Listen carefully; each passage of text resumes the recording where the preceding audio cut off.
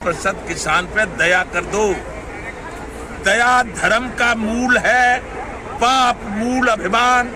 तुलसी दया न छोड़िए जब लग घट। तुमको तो इन किसानों पे दया करनी चाहिए। आप 5,000 करोड़ रुपया मुकेश अंबानी अपने शादी में खर्च करता है, उसमें नहीं है, कोई डरने की बात नहीं है।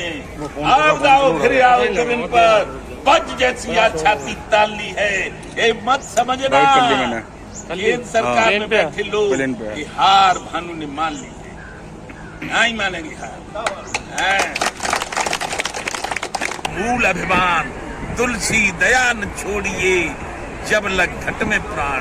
अरे प्रधानमंत्री जी, भारतीय किसान यूनियन भानु का राष्ट्रीय चिंतन शिविर हरिद्वार में अध्यक्ष ठाकुर भानु प्रताप सिंह ने कहा कि देश की प्रगति के लिए किसान का आर्थिक रूप से मजबूत होना जरूरी है। उन्होंने कहा कि सरकारी नीतियों के चलते किसान आर्थिक रूप से कमजोर हो रहा है और उन्हें उनकी उपज का लाभप्रद मूल्य नहीं मिल पा रहा है। कि प्रधानमंत्री जी 80% किसान पे दया कर दो। दया धर्म का मूल है, पाप मूल अभिमान। तुलसी दया न छोड़िए जब लग घट में प्राण। जिन भगवान राम के नाम को लेकर तुम सत्ता बना रही हो, अयोध्या में मंदिर बना रहे हो, उन भगवान राम के चरित्र चित्रण रामचरितमानस में लिखा है कि दया धर्म का मूल है, पाप मूल अभिमान। तुलसी दया न छोड़िए जब लग घट में प्राण। अरे प्रधानमंत्री जी, तुमको तो इन किसानों पे दया करनी चाहिए।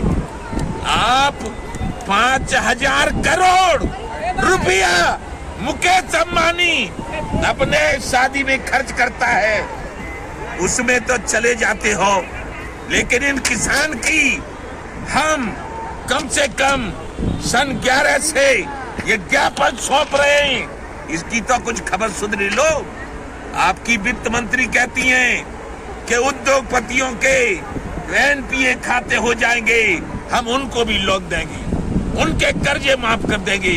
लेकिन इस किसान का कर्जा माफ करने में आपके पेट में हो रहा है। इसलिए मेरी मांग है प्रधानमंत्री जी, आज मांग इसलिए है कि अपना भी अब चौथापन है, मरने को बैठा हूं और सन 25 है। आज मांग है किसान आयोग का गठन कर दो और किसान आयोग फसलों के दाम तय करेगा। क्या अधिकार है आपको हमारे फसलों के दाम तय करने का? क्यों हमने बनाया था 14 में आपको? इसे आपसे तो कांग्रेस अच्छी थी। किसान आयोग का गठन करो। किसान आयोग में केवल किसान और किसान आयोग का अध्यक्ष भी किसान रहेगा और राजनेता एक भी नहीं रहेगा। दूसरा, किसान आयोग ही फसलों के दाम तय करेगा, उस पर आपको खरीद करनी पड़ेगी। क्यों? कि ये लोकतंत्र है, बहुमत हमारा है, किसानों का है। 80% है हम, हिंदू मुस्लिम सिख ईसाई जैन बौद्ध। तुम जातियों को और धर्मों को बांटते होगे।